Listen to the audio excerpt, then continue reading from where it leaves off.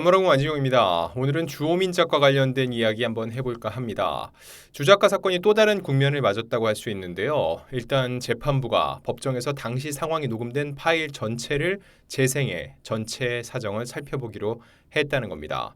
또 하나 굉장히 의미 있는 보도가 나왔는데 이 주호민 작가 측에서 특수교사 A씨에 대해서 유죄 의견서, 원래 처벌을 원치 않는다는 탄원서를 내겠다는 입장을 냈었는데 유죄 의견서를 냈다는 보도까지 나왔습니다. 왜 이런 상충되는 듯한 상황이 같이 빚어지게 된 건지 이 내용을 하나하나 분석해 보도록 하겠습니다. 자, 일단 지난 8월 28일 수원지법에서 특수교사 A씨의 아동학대 혐의 3차 공판이 열렸습니다. 이날 이 A씨 검은색 정장과 마스크를 착용한 채 다소 지친 기색으로 출석을 했는데 아무런 발언하지 않고 묵묵히 판사와 변호사의 발언을 지켜본 것으로 전해졌습니다. 이날 재판부는 검찰이 제출한 녹음 파일의 전체 재생이 필요하다고 본 거고요. 필요한 부분을 골라 1, 2분 정도만 들을 생각은 없다라고 분명히 밝혔습니다. 자, 이 내용을 좀 더 살펴보면은요. 해당 녹음본 원래 모두 들어볼 필요가 있다라고 앞서 특수교육 전문가 류재현 나사렛대학교 교수가 얘기한 적이 있습니다.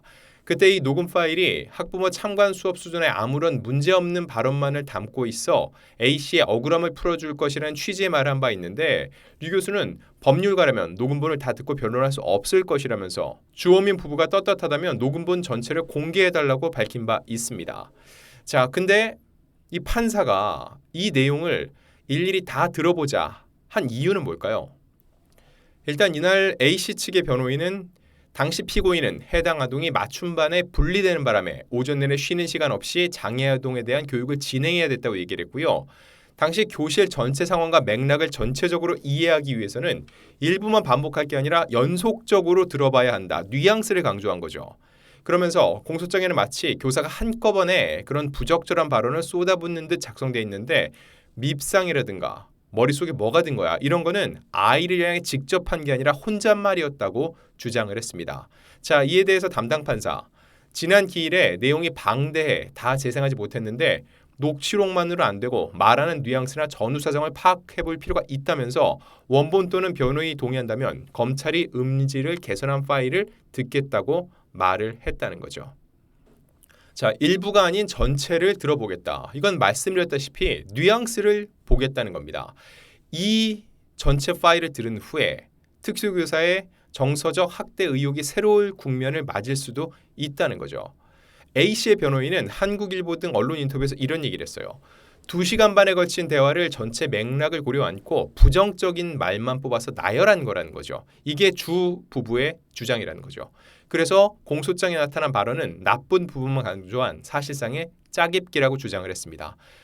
그리고 또 한 가지는 검사의 공소장에는 주군, 즉 주호민 작가 아들의 답변이 빠져 있다는 거예요. 그리고 교사의 부정적인 말만 나오다 보니까 훈육이냐 학대냐를 다루는 사안에서 훈육을 입증하는 부분이 아예 제외돼 버렸다고 강조를 한 겁니다. 여기서 하나 따져봐야 될 거는 이 녹취라는 게 결국은 몰래 한 거잖아요. 증거 효력이 있는지 여부입니다. 현재 법상요, 제3자가 누군가의 대화를 몰래 녹취한 거, 이거는 사실상 불법이고요. 불법적으로 증거를 획득했기 때문에 이거는 증거 효력이 없다고 본다는 겁니다. 자, 이날 상황을 볼게요. 일단 주호민 부부는 발달장애 아들의 가방에 녹음기를 몰래 넣어 등교시켰고요. 이 녹취를 토대로 수업 도중 아들이 정서적인 학대를 당했다고 신고를 했던 거죠. 그런데 이 출발점이 된 녹취록 자체가 무단 녹음된 거기 때문에 증거로 활용할 수 있을지 여부가 최대 관심사였어요.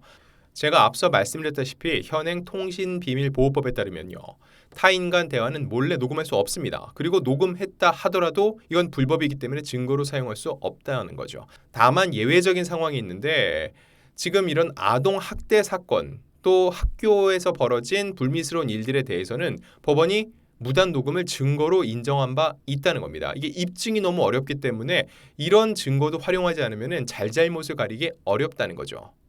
자, 그럼에도 불구하고 이게 증거 효력이 있는 것인지, 이거를 증거 효력이 있다고 보면은 향후 교권 침해로 이어질 수 있다는 주장도 있습니다. 자, 먼저 주작가 측은요, 아들이 자폐장애를 갖고 있는 만큼 무단으로 녹음된 것이라도 증거로 채택될 수 있다는 입장이고요. 그 반대에서는요, 이게 예외로 주장되면은요, 매번 많은 학부모들이 자녀들이 학교 갈 때마다 이렇게 녹음기를 넣어서 보내는 교권 침해 사례가 빈번해질 수 있다는 우려가 맞서고 있는 거죠. 이에 대해서 이 A씨의 번호를 맡고 있는 김기훈 경기도교육청 고문 변호사는 녹음 파일이 증거로 인정된다면 교육 현장에서 교사들이 직무 수행하는 데 있어 상당한 부작용이 생긴다면서 증거 능력을 인정하는 데 있어 재판부의 신중한 판단이 필요하다고 당부를 했습니다. 그러면서도 A씨 측의 변호인은 증거로 제출된 녹음과 파일 원본에 대한 위법성 확인과 동시에 녹음 파일 일부가 아닌 전체를 다 듣고 나서 아동학대 혐의 여부를 판단해야 되는 점을 재차 강조했습니다. 이게 무슨 얘기냐면요. 일단 현재 주작가 쪽에서 제출한 녹음 파일은요. A씨, A 교사에 대해서 굉장히 불리한 얘기들만 모아놨기 때문에 굉장히 부적절해 보인다는 거죠. 그래서 그것만 쓸 거면은 이게 과연 증거 효력이 있는지를 봐달라는 거고, 그럼에도 불구하고 이번 사안에서 예외적으로라도 증거로 쓸 이유가 있다 이렇게 본다면 일부가 아닌 다 들어봐야 된다는 거예요. 정확한 맥락과 뉘앙스는 모르기 때문에 일단 쓸 거면 다 들어봐야 된다는 것을 재차 강조를 한 거죠. 자, 이 얘기를 다 들은 재판부의 얘기는 일단 녹음 파일의 위법 소지와 증거 인정 여부를 현 상황에서 확정짓기는 어렵다라고 얘기를 했습니다. 최종 판결에서 결정을 하겠다는 거죠. 일단은 그래도 들어보자는 겁니다. 증거 능력이 인정될 경우를 대비해서 증거조사 절차를 진행하는 것. 대신 절차를 진행하되 말하는 뉘앙스나 전후 상황을 파악하기 위해서 일부 녹취는 안 되고 녹음 파일 전체 재생이 필요하다고 본 겁니다. 자, 다음은 최근에 또 굉장히 많은 논란을 낳고 있는 유죄 취지 의견서 관련된 겁니다. 지난 8월 29일 매일경제에 보도인데 이런 내용이었어요. 지난 2일 입장문을 통해 특수교사의 선처를 구하다던 주씨 측은 되레 유죄 증거를 재판부에 보내고 있는 것으로 확인했다. 법정에선 형사소송 절차 위반까지 지적받았다고 얘기를 했습니다. 자, 이 내용을 보다 자세히 들여다보면요. 특수교사 측은 언론 인터뷰로 피해 아동의 잘못을 들추고 있고 편향된 보도로 피해 아동 부모가 가해자처럼 비치게 됐다. 정서적 아동학대 사실이 명백하기 때문에 유죄를 선고해달라는 취지의 의견서를 제출했다는 거죠. 그리고 주호민 작가 측은 의견서와 함께 경위서 등을 유죄 증거로 첨부했다고 하는데 이 경위서가 인터넷상에 돌아다니는 그 경위서인데 특수교사가 작성하지 않은 것으로 확인되기도 했었죠. 자, 이렇게 이 유죄 취지 의견서가 제출된 것에 대해서 교사 측 변호인은요. 공판에서 주호민 측 변호인이 의견서에 첨부한 증거물들은 적법한 절차 없이 재판부에 제출했다고 지적을 했습니다. 이게 무슨 얘기냐면요. 그냥 일방적으로 재판부에 제출하면 안 되고 이걸 검찰을 통해 제출해야 된다는 거죠. 그래서 재판부도 첨부된 증거물을 주호민 작가 측이 도로 가져가고 필요하면 검찰을 통해 제출하라고 하기도 했습니다. 자, 근데 사람들이 이 얘기를 딱 듣고 좀 이해가 안 된다고 합니다. 왜냐하면은 주호민 작가 측은요. 이 논란이 확산되자 A 교사에 대한 처벌 불원 탄원서를 제출하겠다고 밝힌 바 있죠. 처벌 불원, 처벌을 원치 않는다라는 탄원서를 내겠다는 겁니다. 그런데 유죄 취지 의견서를 냈어요. 이게 두 가지가 상충하는 것 같죠. 근데 여러분 이게 상충하는 내용이 아니라는 거예요. 왜냐면은 지금부터 설명드릴게요. 일단 주호민 작가 측에서는요. A 교사의 유죄를 이끌어내야지 본인들이 유리한 상황이 될 수 있습니다. 그래야 주 작가가 이 A 교사를 고발을 하고 또 지금까지 계속 본인의 주장을 이어온 게 정당화될 수 있다는 거죠.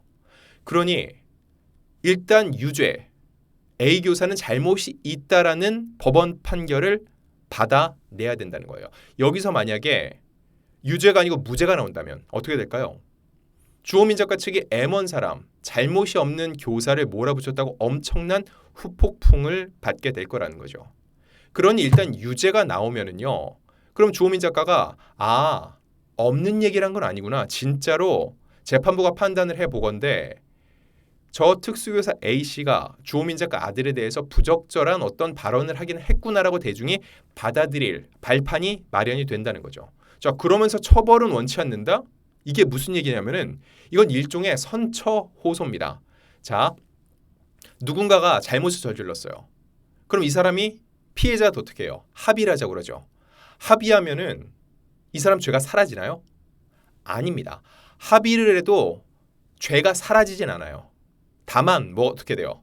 정상 참작에 대해서 형량이 낮아지는 거죠. 결국 주호민 작가 측이 얘기하는 거는 이 유죄 취지 의견서를 통해서 지금 A 작가는 죄가 있는 게 맞다, 유죄다 라는 것을 입증하되, 하지만 우리가 그 상황을 이해하고 용서하겠으니 너무 큰 처벌은 하지 말아달라, 이런 취지일 수 있다는 거죠. 그래서 처벌 불원 탄원서를 제출하겠다고 밝힌 바 있는 거라고도 볼 수 있습니다. 자, 실제로 주 작가가 어떠한 생각을 갖고 이렇게 했는지는 아직까지 직접적인 입장을 내지 않았기 때문에 확인은 되지 않았는데, 추 주 작가의 입장이 나오거나 또 밝혀진 내용, 보도 내용이 있다면 이 부분 역시 취재 후 여러분들께 말씀드리겠습니다.